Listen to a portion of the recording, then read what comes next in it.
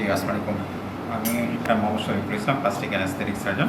আমরা একটা সুখবর দিতে চাচ্ছি যারা টামি টাক সার্জারি করতে চান অথবা ফেসলিফট করতে চান, ডবল চিন, এভরিথিং এভরিহোয়ার যে লাইপোসাকশন আপনি করতে চান, একই সঙ্গে আপনি সেটাকে লিফট আপ করতে চান, অর্থাৎ চামড়া যে লাইপোসাকশন করার পরে যে চামড়া যে ভাঁজ হয়ে থাকে, কুচকিয়ে যায়, ক্লোজ থাকে, সেই সমস্যার সমাধান করার জন্য একই সাথে আমরা লাইপোসাকশন এবং একই সাথে আমরা লিফটিং করে থাকি।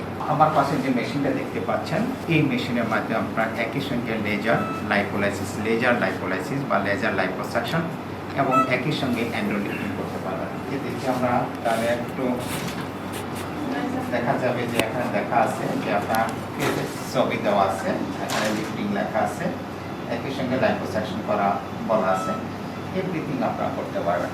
আগে আমরা টামি টাক সার্জারি করতে গেলে সাধারণত ইনসিশন এখান থেকে এই পাশ পর্যন্ত দিয়ে দিতাম।